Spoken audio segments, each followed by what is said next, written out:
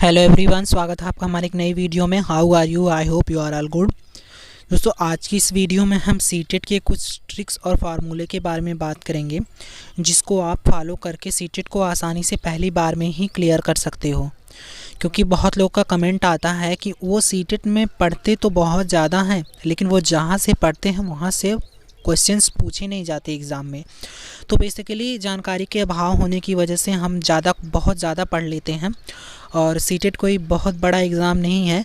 अगर आप एक सटीक और मास्टर प्लान बनाकर सीटेट की तैयारी करेंगे तो आप पहली बार में ही सीटेट को क्लियर कर सकते हो। बहुत ज़्यादा पढ़ने की ज़रूरत नहीं है सीटेट में। हम इतना ज़्यादा पढ़ लेते हैं, इतनी बुक्स पढ़ लेते हैं, इतने जगह का कंटेंट पढ़ लेते हैं कि हमें खुद समझ में नहीं आता है कि क्वेश्चंस पूछा कहाँ से जाएगा। और जब एग्ज़ाम में बैठते हैं तो क्वेश्चंस एक भी नहीं फंसता उसमें से। तो आज की इस वीडियो में बेसिकली उसी बात पर डिस्कस करेंगे। कुछ 5 पॉइंट आप लोगों को बताएंगे जिस पर आप फोकस करके सीटेट को आसानी से क्लियर कर सकते हो। तो अगर चैनल पर पहली बार विजिट किए हैं तो वीडियो को लाइक करके चैनल को सब्सक्राइब कर दीजिए। पहली बात, पेडागॉजी पर विशेष ध्यान।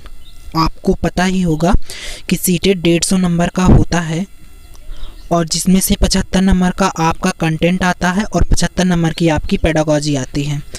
तो आपको पेडागॉजी पर विशेष ध्यान देना है, क्योंकि अगर आप देखेंगे तो पेडागॉजी जो सीटेट के 5 सब्जेक्ट से क्वेश्चंस पूछे जाते हैं उसमें हर सब्जेक्ट में 15-15 नंबर की पेडागॉजी होती है। मतलब कुल मिलाकर आपके 75 नंबर की पेडागॉजी होती है।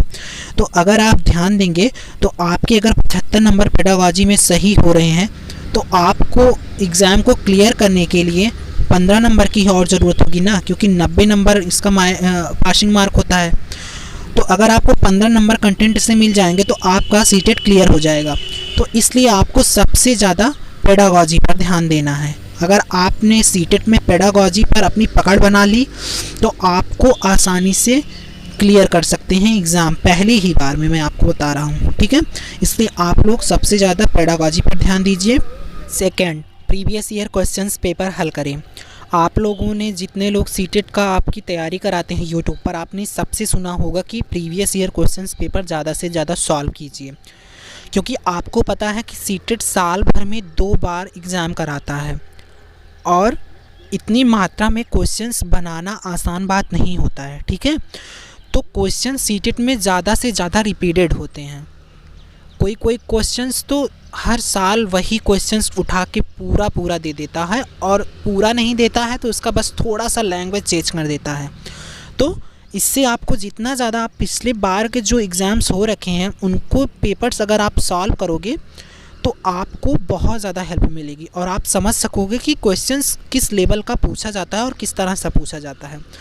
और 2011 से लेकर 2023 तक के जितने भी एग्ज़ाम सीटेट ने करवाए हैं, अगर आपने सबके previous year questions paper solve कर दिए तो मुझे नहीं लगता कि आपको और कुछ भी पढ़ने या प्रैक्टिस करने की ज़रूरत है।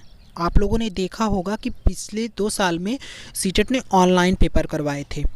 तो ऑनलाइन पेपर में पेपर 20-20, 22-22 दिन लगातार होते थे। तो 20-22 दिन लगातार पेपर जो हो रहे थे सबके अलग अलग क्वेश्चंस पेपर थे। तो 20-22 दिन में 2-2 शिफ्ट में पेपर जो हो रहे थे, मतलब 44 सेट। अगर 1 महीने के अंदर 44 प्रीवियस ईयर क्वेश्चंस पेपर का सेट मिल रहा है सॉल्व करने के लिए, तो आपको और कुछ सॉल्व करने की ज़रूरत नहीं है। तो जितना ज़्यादा हो सके आप लोग अपना previous year questions paper solve कीजिए। जहाँ भी मिले आपको वहाँ से डाउनलोड करके, प्रिंट करके, बुक लेकर प्रीवियस ईयर क्वेश्चंस सॉल्व करते रहिए। ठीक। थर्ड, टैग वर्ड्स का प्रयोग। मैंने पिछली वीडियो में आपने टैग वर्ड्स का वीडियो दी थी, वो आप लोग जाकर देख सकते हो। सीटेट में कुछ वर्ड्स ऐसे होते हैं, जैसे कुछ पॉजिटिव होते हैं, कुछ निगेटिव होते हैं। उनका यूज़ करके आप ऑप्शन और क्वेश्चंस को तुरंत पकड़ सकते हो कि इसका आंसर क्या हो सकता है, और पॉजिटिव निगेटिव में आप उसका आंसर दे सकते हो। चलिए देखते हैं कुछ पॉजिटिव और कुछ निगेटिव टैग वर्ड्स के बारे में। ये हैं हमारे कुछ पॉजिटिव टैग वर्ड्स, जैसे प्रोत्साहन देना, अवसर देना। बच्चे को जहाँ पर क्वेश्चंस में प्रोत्साहन देने की बात, अवसर देने की बात आए, वहाँ पर आपको तुरंत पॉजिटिव टिक कर देना है उस ऑप्शन को। ठीक। चर्चा में शामिल करना करके, मतलब लर्निंग बाय डूइंग। अगर बच्चे को आप एक्टिविटी करके सिखाने की कोशिश कर रहे हैं उस क्वेश्चंस में, वो बिल्कुल आपका क्वेश्चन सही होगा, वो ऑप्शन आपका सही होगा, बाकी ऑप्शन आपको देखने की ज़रूरत नहीं है।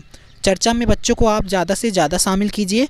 सृजनात्मकता सीखने को देना, एक्टिविटी करने देना, उन्हें प्रोत्साहित करना, अर्थपूर्ण तरीके से लगाना, विभिन्न गतिविधियों में भावपूर्ण चित्र भ्रमण करना का पता लगाना। मतलब इस सब कुछ कहने का मतलब ये है कि बच्चे को आप जितना ज़्यादा एक्टिव कर रहे हैं, कोई भी एक्टिविटी आप पढ़ाने में कर रहे हैं, जितना ज़्यादा आप बच्चों को एक्टिविटी कर रहे हैं, उनको टूर पर ले जा रहे हैं, उनको लर्निंग बाय डूइंग करने को सिखा रहे हैं कि बच्चे ये आप करके सीखो खुद से, खुद उनको अनुमान लगाने के लिए कह रहे हैं, उनकी विभिन्न गतिविधियों में शामिल कर रहे हैं, उनको चर्चा करने के अवसर दे रहे हैं, तर्क वितर्क करने के अवसर दे रहे हैं, तो वो आपका बिल्कुल पॉजिटिव टैग वर्ड्स होते हैं। जिस भी क्वेश्चन, जिस भी ऑप्शन में ये सारे टैग वर्ड्स आपको देखने को मिले, वहाँ पर आप बिल्कुल सही टिक करके आइए अगर क्वेश्चन पॉजिटिव पूछा गया है। अब देख लेते हैं कुछ निगेटिव टैग वर्ड्स जिनका यूज करके आप ऑप्शन को एलिमिनेट कर सकते हो। अगर निगेटिव पूछा गया है क्वेश्चंस में तो आप उसे सही टिक कर सकते हो। ये हमारे कुछ नकारात्मक निगेटिव टैग वर्ड्स, जैसे कठोर नियम, व्याकरण रटना, याद करना, व्याख्या करना, वर्णन करना, दंड देना। मतलब ये सब वर्ड्स जिस भी क्वेश्चन, जिस भी ऑप्शन में आए उसको आप एलिमिनेट कर दो कि मतलब ये सही हो ही नहीं सकता अगर पॉजिटिव पूछा गया है तो। और अगर निगेटिव पूछा गया है कि इन ऑप्शन में से क्या सबसे ज़्यादा नकारात्मक है, तो ये ऑप्शंस, जिस ऑप्शन में ये वर्ड रहेंगे वो आपका बिल्कुल सही होगा। पीटना, प्रधानाचार्य से परामर्श गलती, बल देना केवल मात्र, जहाँ पर बच्चे को दंड देना, उसको हतोत्साहित करना, उसको रटाने की कोशिश करना, उसके लिए कठोर नियम लाना, ये सब बातें होती है, वो निगेटिव होता है। जिस भी ऑप्शन, जिस भी क्वेश्चन में आपको वो देखने को मिले उसे आप एलिमिनेट कर दो, बाकी ऑप्शन पर आप ध्यान दो क्योंकि वो ऑप्शन निगेटिव है। और अगर निगेटिव पूछा गया है तो वही ऑप्शन आपका सही होगा। ठीक, तो ये थे हमारे कुछ निगेटिव और पॉजिटिव टैग वर्ड्स जो आपको बहुत ज़्यादा हेल्प करेंगे सीटेट को क्रैक करने में।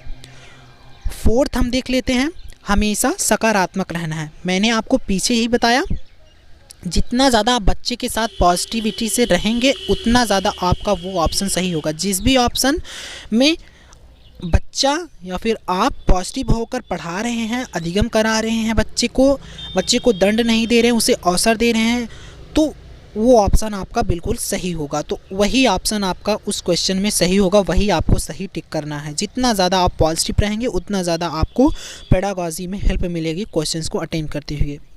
मान के चलिए आपके आसपास परिवेश में कोई बच्चा है, उसके साथ आप एक पॉजिटिव होकर, कितना भी बच्चा बदमाशी करे, कितनी भी गलतियां करे, लेकिन आपको उसके साथ पॉजिटिव रहना है। बस उसी बच्चे की बिहेवियर को आपको पेडागॉजी में उतारना है और उसी के अनुभव को लेकर आपको क्वेश्चंस को सॉल्व करना है। ठीक, 5 ट्रिक। कंटेंट के लिए एनसीईआरटी पढ़ना है। मैंने आपको बताया 75 नंबर का कंटेंट आता है और 75 नंबर की आपकी पेडागॉजी आती है। तो पेडागॉजी पर हमने डिस्कस कर लिया कि कैसे क्या करना है। अब जो आपका 75 नंबर का कंटेंट होता है उसमें आपको कोई भी पॉजिटिविटी या फिर कोई ऐसी बात नहीं होती है जहाँ पर आप अंदाज़ा लगाकर या फिर कोई महसूस कर कर उस क्वेश्चन का आंसर दे सकते हो, ऐसा नहीं है। कंटेंट में आपको बुक पढ़ना होगा, वो भी एनसीईआरटी की 1 से लेकर 6 तक और 6 से लेकर 8 तक बुक आप पढ़ डालिए, क्योंकि कंटेंट का जो आंसर होता है वो 1 लाइनर होता है। उसका जो आंसर होता है वो आंसर होता ही है, उसमें आप कुछ नहीं कर सकते। एक पर्टिकुलर आंसर होगा कंटेंट का, उसको आपको देना ही देना होगा। तो उसको आपको 75 नंबर ये जो आता है कंटेंट, उसको बनाने के लिए आपको बुक पढ़ने की ज़रूरत है। एनसीईआरटी की आप लोग बुक पढ़िए, वहाँ से आपको 75 नंबर का कंटेंट मिल जाएगा हर सब्जेक्ट में। ठीक, तो आशा करता हूँ आपको हमारा ये 5 ट्रिक पसंद आया होगा। अगर आप ये 5 ट्रिक अपने क्वेश्चंस अटेम्प्ट करने में और एग्ज़ाम हॉल में फॉलो करेंगे तो ज़रूर से ज़रूर आपका सीटेट क्लियर होगा। ठीक, और अगर वीडियो अच्छी लगी हो तो लाइक, सब्सक्राइब एंड शेयर कर दीजिएगा, क्योंकि सीटेट से रिलेटेड सारी इन्फॉर्मेटिव वीडियो और क्लासेस हमारे चैनल पर आती रहती हैं। Thank you.